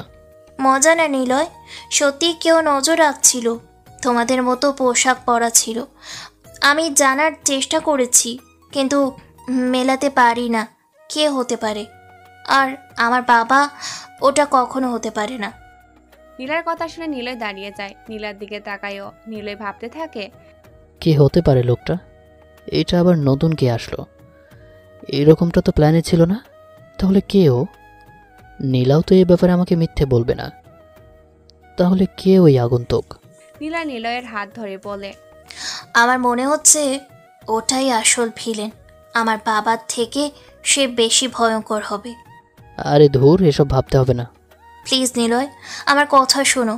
আগে বসো, তারপর শোনো। নীলা নিলয়ের সামনে হাত ধরে বাড়ির সামনে গাছের নিচে বসার জায়গাতে বসায়। তারপর, অপেক্ষা কেন করছিস? মেরে ফেল আমাকে। জয়ের কথা শুনে রাহাত জোরে জোরে হাসতে থাকে। কয়েকবার ঘাড় নাড়িয়ে জয়ের দিকে তাকিয়ে বলে, শোন, মানুষ ভয় পেলে দুটো জিনিস বেশ ভালো মতোই দেখা যায়। একটা সে হিতাহিত জ্ঞানশূন্য হয়ে পড়ে, আরেকটা হলো পুরো শরীর কাঁপতে থাকে, বিশেষ করে পা বেশি কাঁপে। তোর মাথাটা কাজ করছে না। এই আবুল মার্কা মাইন্ড নিয়ে তুই কিভাবে রাফিয়ান হতে চাস? নীলার অপেক্ষা না করে মেরে ফেল। মারবই তো। তবে শোন, কয়েকটা কথা বলি। বেইমানের সাথে আমার কিসের কথা? আগে বন্ধু ছিলি। আমি রাফিয়ান হব। লুজার। আচ্ছা শোন। দুজনে চুপ হয়ে দাঁড়িয়ে থাকে। অন্ধকার রাতে গভীর জঙ্গলে কেবল গাড়ির আলোতে দেখা যাচ্ছে কতগুলো মানুষ নিচুপ হয়ে দাঁড়িয়ে আছে। রাহাত একটা সিগারেট জ্বালিয়ে জয়ের দিকে বাড়িয়ে দেয়। জয় এটা নিয়ে মাটিতে ছুঁড়ে মারে। রাহাত উচ্চ শব্দে হেসে ওঠে। তারপর বলে, আচ্ছা শোন না, এই সাকিব, এদিকে আয়। মনে আছে তোর, তুই আমার মাথায় পিছন থেকে বাড়ি মেরেছিলি? দাঁড়া, দেখাচ্ছি। রাহাত ওম্মাদের মতো গাড়ির পেছনে দৌড়ে ছুটে চলে যায়। ডিগি থেকে একটা লোহার রড বের করে এনে গাড়ির সামনে এসে দাঁড়ায়। হাত ধরে সাকিবকে ডাক দেয়, ঠিক এরকমই একটা রড ছিল না? আমার মাথার পিছনে বাড়ি দিয়েছিলি, মনে আছে? জয় লিড করছিলি। ওই দেখ, জায়গাটা দেখা যাচ্ছে, ওখানে নিলয় পড়েছিল আর আমাকে এখানে ফেলে রেখেছিল। প্রশ্ন একটাই ছিল, কেন তোরা বেইমানি করেছিলি? জানিস তোদের এমন রূপে আমাদের যন্ত্রণাটা এই বুকে এসে লেগেছিল? তোদের জন্য হারিয়ে গিয়েছিলাম। এই শহরে পাগল বেঁচেছিলাম। আবি আর রাহি নামে দুজন মানুষ আছে পাগল বেঁচে। জানিস ওই রাহিটাকে? আমি। আমি রাহাত। আমি রাহাত। আর আবি নামে ছিল নিলয়। নো নো নো, তোরা এত গাধা হতে পারিস না। কিভাবে চিনতে পারলি না আমাদের? তোরা no no no mister Rahat, you are not stupid. Look it me, I am the master mind me. I am the master mind mister Rafian Mehrab. Rahat ঘুরে তাকায়, চমকে উঠে পিছনে তাকিয়ে। মধ্যবয়স্ক লোকটা স্যুট বুট পরে দাঁড়িয়ে আছে। ভদ্রলোক রূপী মেহরাব সাহেব। কিন্তু উনি কি বলল? ওরা বোকা না? মানে কেন? আপনি? কেসা লাগা মেরা মাইন্ড গেম। আমার না হাসি পাচ্ছে। তুই কেন এত ব্যাকা হবি? মানে তোরা কেন এত বোকা? তুই নিজে এই জায়গাতে ডাকবি আর আমি সুর করে চলে আসবো? সেটা তো হবে না। রাফিয়ান জগতে একটা সাধারণ বিষয় কি জানিস? প্রতিশোধ। আর প্রতিশোধটা জমে কখন জানিস? যখন শত্রুগুলো নিজের লোকেরাই হয়ে থাকে আর একই জায়গাতে ডেকে এনে শত্রুকে মারা, তখনই মাইন্ড গেমটা মজা লাগে। তোরা চিরকুট পাঠিয়ে বলতি না তোদের এ শহরে এসে পুরনো সেই জায়গাতে আমাদের স্টাইলে মাইন্ড গেম খেলবি? তখনই ধারণা হয়ে গেছে তোকে আবার নিলয়কে এখানে আজকে পাবো আমি। রাহাত জোরে একটা শ্বাস নেয়। মেহরাব সাহেবের দিকে তাকায়। উনি হেঁটে হেঁটে জয়ের পাশে দাঁড়ায়। কোটের পকেট থেকে সিগারেটের প্যাকেট থেকে সিগারেট বের করে জয়কে দেয়। একটা আরেকটা উনি জ্বালায়। কয়েকটা টান দিয়ে বলে, আচ্ছা জয়, আমাকে কি খুব বোকা মনে হয়? দেখে বলো তো, আমি কি অনেক বোকা? আহলে বাবুটা কত বোকা। রাহাত, তোদের প্ল্যানটা সব ঠিক ছিল, কিন্তু ছোট্ট একটা ভুল করে ফেলেছিস। সালমানকে মারার ঘটনায়ও যদি জানি, সালমানকে তুই বা নিলয় কেউ মারেনি, কিন্তু সন্দেহটা ওখান থেকেই হয়। এর জন্যই ছোট্ট একটি মাইন্ড গেম খেললাম তোর আর আবি না, নিলয়কে নিয়ে। শুনবি সেটা কি? সেটা হলো ফায়াজ। হ্যাঁ, ফায়াজতকেও চলে যেতে হলো উপরে। এটাই হলো আমার মাইন্ড গেম। ফায়াজকে চেয়েছিলাম আবি, মানে নিলয় যেন মারে। আবি যে নিলয় ছিল এটা কনফার্ম হওয়ার জন্যই জয়ের সাথে প্ল্যান করে ফায়াজকে সোজা উপরে পাঠানো হয়েছে। লুজার গায়েস, প্রশ্ন এটাই, আমি কিভাবে সব জানতে পারলাম? থাক না, অন্য দিন বলবো। তোকে তো এখন মারবো না, তোকে নিয়েই নিলয়ের সাথে ফাইনাল মাইন্ড গেম খেলবো। ও হ্যাঁ, আরেকটা কথা, জয়ের সাথে থাকা লোকগুলো তোর লোক তাই না? আরে ওরা আমার কথা মতো কাজ করেছে। 2 দিন আগে আমরা নতুন লোক নিলাম গ্যাংয়ে। জয়কে ভাগ করে দিলাম লোকগুলো, আর তুই সহজেই তাদের কিনে নিলি গতকালকে। বাট কি হলো জানিস, বেঈমানদের মধ্যেও কিন্তু বেঈমান থাকে। শোন, তোকে একটা গল্প শোনাই। 4 জন চোর সোনা চুরি করে জঙ্গলে এসে ভাগ করছিল। সোনার পরিমাণ এত বেশি ছিল, আর 4 জনের চাহিদাটাও ছিল এত বেশি যে প্রথমজন ভাবলো এদের মধ্যে একজনকে যদি পানির সাথে বিষ মিশিয়ে খাইয়ে এক এক করে সবাইকে মেরে ফেলি তাহলে পুরো সোনাটাই আমার। এভাবে সবাই একই রকমভাবে ভাবলো। সবাই কি একই রকম ভেবেছে? সবাই ভেবেছে একজন একজনকে মেরে ফেলে নিজের কাছেই সোনাগুলোকে রাখবে। 4 জনই গেল পানি আনতে, আর পানিতে বিষ মিশিয়ে রেখে দিল। 4 জন পাশাপাশি বসে এক একজনের কাছে পানি গিয়ে দেয়। পানি হাতে সবাই ভাবে শালা তুই খা, খেয়েই মরবি, তখনই সোনাগুলো আমার হবে। তোর হাত থেকে পানি খেয়ে আরামে সময় কাটিয়ে সোনা নিয়ে বাড়ি যাব। গাধা কোথাকার! ভাবতে ভাবতে সবাই পানি খেয়ে ফেলে। কিছুক্ষণের মধ্যেই সবাই সেখানেই মারা যায়। সোনাগুলো তাদের পাশেই পড়ে থাকে। মোরাল অফ দ্য স্টোরি কি জানিস? বিশ্বাস আর বেঈমান দুটো দিকেই দেখা যায়। হে যে বললাম না, বেঈমানদের মধ্যেও বেঈমান থাকে। ওই লোকেদের মধ্যে এমন 2 জন লোক আছে যারা তোর সাথে সহমতি হয়নি। ওরা আমার কাছে এসে টাকা দাবি করে তোর প্ল্যান সবটাই বলে দেয়। আমি আরও বেশি টাকা দিয়ে ওদের অভিনয় করতে বলি তোর কথা মতো। কেমন লাগলো আমার মাইন্ড গেম? তবে শোন, আমি চোর, তবে সোনার অংশ কাউকে ভাগ দেব না। আর না আমি রেখে মরে যাব। আমার সিংহাসন আর সোনার শহরটাও চাই। জয়, রাহাত, সাকিব সবাই মেহরাব সাহেবের দিকে অবাক দৃষ্টিতে তাকিয়ে আছে। লোকটাকে যতটা বোকা ভাবা হয়েছিল, আসলে তিনি তার থেকেও বেশি চালাক। মাস্টার মাইন্ড গেমার যেন ঠিক শেষ বলে ছক্কা সাকিয়ে হাসি মুখে ব্যাট নাচিয়ে বিজয়ী ছিনিয়ে নিয়ে যাচ্ছে। তবে মেহরাব সাহেবের সম্পূর্ণ কথা শেষ করতে শুনতে পায় রাহাতের উচ্চস্বরে হাসি। কি ব্যাপার, নিশ্চিত মৃত্যু জেনেও তুই হাসিস কেন? প্ল্যান সবটাই ঠিক ছিল, কিন্তু খেলাটা খেলবো আমি আর নিলয়। কথাটা বলে রাহাত কোমর থেকে পিস্তল বের করে ট্রিগারে চাপ দিবে, ঠিক তখনই বেশ জোর গতিতে একটা স্প্রাইট বাইক ওদের মাঝখানে চলে যায়। কয়েক দূর দূরত্ব যে বাইকটা রাখা হয়। মাথায় হেলমেট পরা মেহরাব সাহেব আর জয় রাহাতের দিকে তাকায়। রাহাতের হাত কেটে রক্ত বের হচ্ছে, পিস্তল পড়ে আছে নিচে। জয় এগিয়ে যাচ্ছে পিস্তলগুলো নিতে, ঠিক তখনই গুলি চালার শব্দ শোনা যায়। জয়ের থেকে 1 হাত দূরে বুলেট এসে পড়ে। জয় সামনে তাকায়, বাইক থেকে ছেলেটা নামে পিস্তল হাতে জয়ের দিকে গুলি করছে। পিস্তল হাতে জয়ের দিকে তাক করে গুলি করছে। জয় মেহরাব সাহেবের কাছে এসে দাঁড়ায়। বাইকার ছেলেটা তখনও মাথার হেলমেট পরে আছে। মেহরাব সাহেব বোঝার চেষ্টা করছে কে বা কেন এখানে এসেছে। রাহাত আমাদের মারুক, এটাও সে করছে না। আবার জয় পিস্তল নিয়ে যাওয়ার সময় বাধা দিল। তাহলে কেউ কি চায়? আমাদেরকেও মারছে না, রাহাতকেও মারছে না, তাহলে সমস্যাটা কি ওর? কথাগুলো ভাবতে ভাবতে মেহরাব সাহেব দেখে ছেলেটা মাথা থেকে হেলমেট খুলে দাঁড়িয়ে আছে। কেউ কিছু বলবে তার আগে ছেলেটা বলে উঠল, আমি রাফি। আমি জানি না রাফিয়ান কি, কেবল এটা জানি আমাকে এখানে পাঠানো হয়েছে। এখানে আসার পর বুঝেছি আসলে রাফিয়ান এমন একটা জায়গা বা পজিশন, সেখানে সে একবার গেলে তার কাছে সবাই মাথা নত করতে প্রস্তুত। অর্থাৎ সবাই তার কথা মতো কাজ করতে প্রস্তুত, না করলে কোনো সুযোগ ছাড়াই ওপরে পাঠানো হবে। আর এই জগতের রাজা হলো নিলয় নামের একজন। সে জানে আমি কে, কিন্তু সে এটা জানে না আমাকে কে এখানে পাঠিয়েছে। আর আমি শিওর আপনাদের মধ্যে কেউ একজন আছে, সে মাস্টার মাইন্ড। আর সেই সবার মধ্যে থেকে গোপনে বসে সে সব কিছু খেলছে। আমি শুধুমাত্র তাকে চাই, নয়তো সবাইকে মেরে ফেলবো।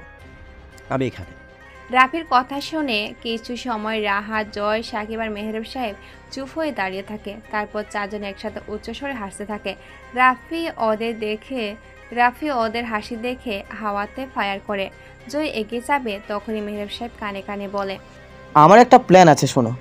এই রাফি ছেলেটাকে আমি চিনি না, আর না জানি সে কোনো কোথা থেকে এসেছে। তবে ভালো কাজের ছেলে, আমাদের কাজে আসবে খুব। ওকে দিয়েই নিলয় আর রাহাতকে মারব। পুরো দেশে ওর নামটাই হেডলাইন করে দেব যে রাফি খুনি নিলয় আর রাহাতকে মেরেছে। যখনই সবাই এটা জানবে, তখনই আমরা রাফিকে মেরে দেব। এখন তোমার কাজ হলো, তুমি বলবা আমি সেই মাস্টার মাইন্ড। তাহলে রাফি আমার কাছে চলে আসবে, আর তখনই ওকে দিয়ে খেলবো শেষ গেমটা। বাহ স্যার, বাহ! আপনি আসলে একজন চতুর লোক। রাফি এখানে মাস্টার মাইন্ড হলেন ইনি। হয়তো ইনিই গোপনে সব কিছু খেলেছে। এত সহজে বিশ্বাস করে নেব ভাবলে কি করে? রাহাত মাটিতে থাকা পিস্তলটা হাতে তুলে নেয়, রাফির দিকে তাক করে বলে, দেখ ভাই, সেই কখন থেকে তোদের পেঁচাল শুনছি। আমি না এসব দেখবো আর না শুনবো, খেলবো তো আমি মাইন্ড গেম। কথাটা শেষ করে টিগারে চাপ দিবে, ঠিক তখনই জয় পিছন থেকে রাহাতের মাথায় জোরে বাড়ি দেয়। রাহাত ধুম করে মাটিতে পড়ে যায়। রাফি অবাক দৃষ্টিতে তাকিয়ে থাকে সেদিকে। ঠিক তখনই মেহরাব সাহেব তার সবচাইতে কার্যকারী গেম মানে মাস্টার মাইন্ড গেম শুরু করে দেয়, যা প্রধান অস্ত্র মেহরাব সাহেবের, যা নিলয়ের সেই ছোট্টবেলা থেকে খেলে আসেন তিনি। রাফিকে শুনিয়ে বলতে থাকে। রাহাত মাটিতে পড়ে যায়। জয় দৌড়ে এসে পিস্তলগুলো হাতে তুলে নিয়ে স্বাভাবিক ভঙ্গিতে দাঁড়ালো। মেহরাব সাহেব জোরে জোরে বলতে থাকে, সালা, আমাকে মারবি তাই না? দেখ, আমার রাফি চলে এসেছে। এত বছরের প্ল্যান কখনো নষ্ট হতে পারে না। রাফিকে লিড করে এখানে এনেছি। আমি চাই না রাফির কোনো ক্ষতি হোক। সে আমার দলের একটা বাঘ। ওকে নিয়ে তোর আর নিলয়ের সাথে খেলবো মাইন্ড গেম। রাফি, তুমি ঠিক আছো তো? রাফি ভুরু কুচকে তাকায় মেহরাব সাহেবের দিকে। নেহার কথা মনে পড়ে ওর। মেহরাব সাহেব অনেক চালাক একজন মানুষ। ওর ধূর্ত বুদ্ধি তাৎক্ষণিক কষ্ট না দিলেও পরে তার প্রখরতা বোঝা যায়। আচ্ছা, তবে কি মেহরাব সত্যি আমাকে এই শহরে নিয়ে এসেছিল? আমাকে কি তবে উনি এখানে দেখে রেখেছিল? একটু আগে কি তাহলে ইনি গিয়েছিল আমার কাছে চিরকুট দিতে, নাকি ওনার কোন লোক ছিল? সত্যি মেহরাব সাহেব যদি ছোটবেলা থেকে জেল থেকে ছাড়াতো, তাহলে কেন উনি এখন ওনার মিশনটা কি আমাকে বলছে না? আমার জানতে হবে আমাকে কেন আনা হয়েছিল। এই জন্য মেহরাব সাহেবের সাথে আমাকে থাকতে হবে, সত্যটা আমাকে জানতেই হবে। রাফি কথাগুলো ভাবতে ভাবতে মেহরাব সাহেবকে বলে, আপনি কি তাহলে আমাকে এখানে এনেছেন? মেহরাব সাহেব চতুর হাসি হেসে রহস্য রেখেই বলে, কেন এত আগ্রহ সবটা জানার? জানবে তো তুমি সময় মতো। তোমাকে এনেছিলাম এক অ্যাবেলায়। এনেছিলাম স্বার্থ নয়, ভালোবাসার তার নয়, ভালোবাসা সবটা জানবে। দেখো রাফি, আমরা আগে থেকেই জানতাম তুমি মেহরাব সাহেবের তৈরি করা একজন হাতিয়ার, যে কিনা তৈরি হয়েছে শুধু নিলয়কে ধ্বংস করতে। তোমাকে একটা পরীক্ষায় নিয়েছিলাম সালমান, লিমন এদের মাধ্যমে। তুমি খুব বুদ্ধি আর সাহসের সাথে কাজটা করেছো। আমাদের পছন্দ হয়েছে তোমাকে সবটা বলতাম, বাট সেটা সঠিক সময়ে। কিন্তু আজকে সব জেনে গেছো তুমি। মানে আমাকে আনা হয়েছিল নিলয়কে ধ্বংস করার জন্য? কিন্তু কেন? নীলাকে কেন ধ্বংস করবো আমি? মেহরাব সাহেব একটু হাসলো। জয় কানের কাছে মুখ নিয়ে বলল, স্যার কেমন খেললাম রাফির সাথে কথার মাইন্ড গেম। এবার আপনার পালা। মেহরাব সাহেব একটা সিগারেট জ্বালায়। রাফিকে বলে, গাড়িতে ওঠো, নীলাকে কিডন্যাপ করো, আর নিলয়কে জানাও নীলা ও রাহাতকে তুমি আর জয় কিডন্যাপ করে নিয়েছ। দেখবে নিলয় কি করে, তখনই বুঝতে পারবা নিলয়কে কেন মারার জন্য তোমাকে এনেছি। তোমার অতীতে নিলয়ে জড়িয়ে আছে, একটা শত্রু আছে, সব বলবো, চলো আমার সাথে।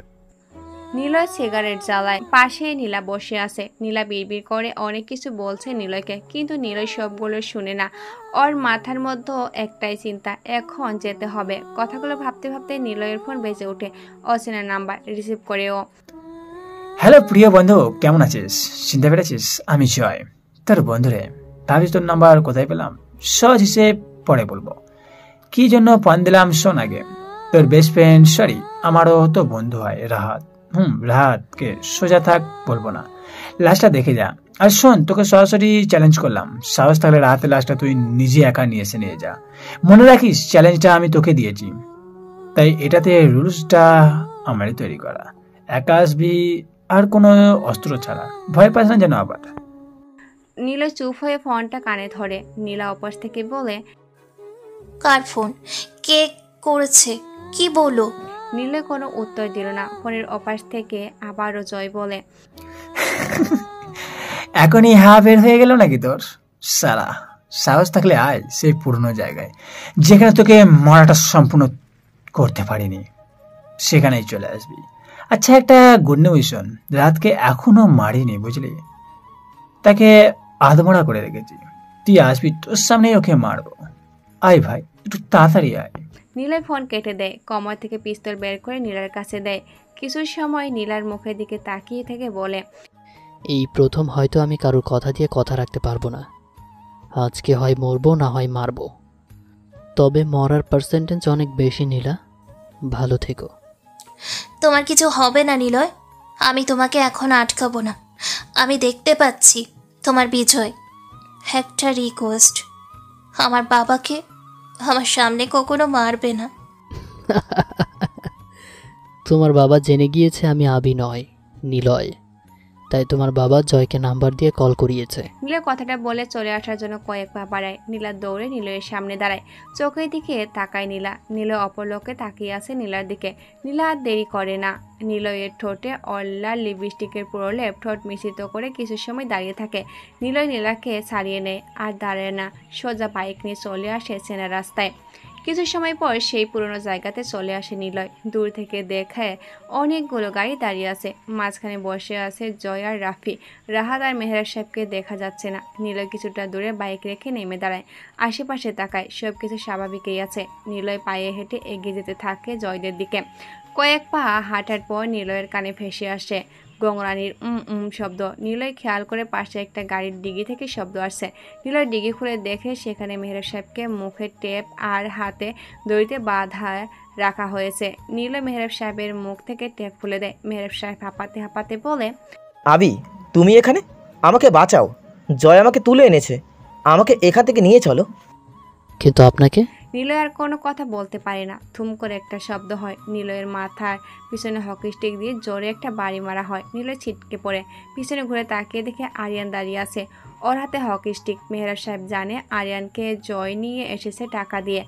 আরিয়ান নিলয়ের মাথায় বাড়ি দিয়ে মেহরাব সাহেবের বাঁধন খুলে দেয়। এটাই ছিল মেহরাব সাহেবের প্রথম মাইন্ড গেম। মেহরাব সাহেব গাড়ি থেকে বেরিয়ে নিলয়ের কাছে এসে দাঁড়ায়। নিলয় মাটিতে পড়ে আছে। মেহরাব সাহেব নিলয়ের ডান হাত ধরে টেনে জয়দের কাছে নিয়ে যায়। নিলয়ের জ্ঞান হারায়নি। নিলয়কে বসানো হয় মাটির উপরে। নিলয়ের সামনে আরিয়ান, রাফি, জয় আর মেহরাব সাহেব দাঁড়িয়ে আছে। নিলয় মাটিতে হাঁটু ভাঁজ করে বসে মাথা নিচু করে আছে। জয় বলে ওঠে, হ্যালো মিস্টার রাফিয়ান, কেমন লাগছে আমাদের খেলা? আচ্ছা জয়, ও হলো আমার বন্ধু আবি। ওকে রাফিয়ান কেন বলছো? জয়, আমার সাথে নীলয়ের কোনো শত্রুতা নেই। আমার টাকা দরকার। তুই বলেছিলি কোটি কোটি টাকা দেবে, দাও, আমি আমার কাজ শেষ করে চলে যাব। আমি নিলয়কে মারতে দেব না যতক্ষণ না আমার প্রশ্নের উত্তর জানতে পাচ্ছি আমি। ওরা সবাই ওদের মধ্যে কথা বলতে থাকে। নিলয় এবার শব্দ করে হাসলো। সবাই থেমে যায়। নিলয় হাসতে হাসতে বলে, একটাই প্লেস, একটাই বুলেট, একটাই পিস্তল, একাধিক লাশ। রাস্তার কুকুরগুলো খুবলে খাবে লাশের হৃৎপিণ্ড। অজস্র রক্তের স্রোত। রাস্তার ধুলোগুলো ভয় পাবে। একটাই মাইন্ড গেম, একটাই সহজ চাল, একটাই শহর আর একটাই রাফিয়ান। ওই আমদার রাফিয়ান ইজ হিয়ার। চলে এসেছি তোর শহরে। মাইন্ড গেম খেলবো আমার স্টাইলে। রাফিয়ান খেলতে নয়, বরং খেলাতে ভালোবাসে। আর যখন আসল রাফিয়ান খেলে তখন একটাই সমাপ্ত, রাফিয়ান উইন, এনিওয়ান ডেড। সবাই চুপ হয়ে যায়। রাফি মনে মনে বলে, কথা শুনে বোঝাই যাচ্ছে আসলে নিলয় হলো রাফিয়ান জগতের রাজা। তাহলে কি আমি ভুল করে ওর শত্রু হতে যাচ্ছি? নেহার ভাইও সে কখনো ভুল করতে পারে না। নিশ্চয়ই এর পেছনে অনেক কাহিনী আছে। মেহরাব সাহেবের কথা শুনে বোঝাই যায় প্রচুর বুদ্ধিমান আর ধাকরাবাজ লোক। দেখ নিলয়, তুই একা, কোনো অস্ত্রও নেই, আর আমরা এখানে অনেকগুলো লোক, আর হাতে অস্ত্র। মরতে তো তোকে হবেই ভাই। কুকুরগুলো দল বেঁধে কেবল ঘেউ ঘেউ করতেই জানে। তারা সংখ্যায় বেশি হয় কারণ তারা দুর্বল আর ভয় পায়।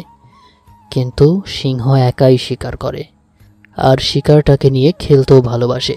জানিস তো, গ্যাং নিয়ে যে আসে সে গ্যাংস্টার, আর যে একা আসে সে রক স্টার।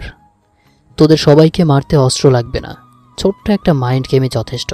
কথাটা বলেই নিলয় পায়ের জুতো থেকে পিস্তল বের করে বসা থেকে উঠে দাঁড়ায়। পিস্তল তাক করে ধরে বলে, রাহাত কোথায়? কেউ কোনো কথা বলে না। রাফি বলে ওঠে, ভাইয়া তুমি চিন্তা করো না, রাহাত আছে। তুমি প্লিজ কথা শোনো, আমি সবটা দেখব। আগে আমার প্রশ্নের উত্তর দাও, আমাকে কেন এখানে পাঠানো হয়েছে? নিলয় পিস্তল হাত থেকে ফেলে দে, না হলে এদিকে তাকা। নিলয় ডান পাশে তাকায়, দেখে সাকিব নীলার মাথায় পিস্তল ধরে দাঁড়িয়ে আছে। নীলাকে দেখে নিলয় অবাক হয়। নীলা বলে, নিলয়, তুমি ঠিক আছো তো? সাকিব যে আমাকে তুলে আনে। আমি। সাথে সাথে পায়ে কেউ যেন জোরে বাড়িয়ে দেয়। নিলয় ঘুরে তাকিয়ে দেখে মেহরাব সাহেব চুঙ্গাম খেতে খেতে মুচকি হাসছে। নিলয় মাটিতে পড়ে যেতে যেতে বলল, সরি নিলয়, কেমন লাগছে? আমি না অনেক বোকা, তাই না? হ্যাঁ, তো সহজে সব মেনে নিয়েছি। কত বোকা আমি! যদিও প্রথমে বোকা ছিলাম, বাট তুমি রাফি আর নেহা যখন কথা বলছিলে তখনকার কিছু ফটো আমার কাছে আসে। আমি নিজেই অবাক হয়েছিলাম। কে কোথা থেকে ছবিগুলো আমার কাছে পাঠিয়েছিল আমি নিজেও জানি না। সেদিন রাতে অফিস থেকে বের হব, তখনই দেখি একজন ভিক্ষুক আমার কাছে এসে ছবিগুলো দিয়ে চলে যায়। আমি ছবিগুলো দেখি, একটা খামের মধ্যে ছোট্ট একটি ভিডিও সিট ছিল। প্লে করতেই রাফি, নেহা আর নিলয়, মানে তোমার ভিডিও আমার চোখের সামনে শো করে। বুঝে যাই তুমি নিলয়। তাই তো ঠিক তখনই ছোট্ট একটা প্ল্যান করে ফেলি, ফায়াজকে মেরে ফেলি। তোমাকে দিয়েই মেরে ফেলি ওকে। আচ্ছা, ছবিগুলো কে পাঠিয়েছিল নিজেই জানি না। তবে মজার ব্যাপার হলো সে হয়তো তোমার ভালো চায় না, বুঝলে নিলয়? চলো তোমার সাথে কিছু সময় গল্প করি। কথাটা বলে মেহরাব সাহেব মাটিতে বসে পড়ে। নিলয়কে সবাই আবারও ধরে কিছুটা দূরে বসায়। নিলয় মাথা নিচু করে থাকে। মেহরাব সাহেব সিগারেট জ্বালায়, কয়েকটা টান দিয়ে বলে, তুমি জেনেই গিয়েছো নেহা তোমার বোন, কিন্তু তুমি এটা জানো না তোমার মা বেঁচে আছে।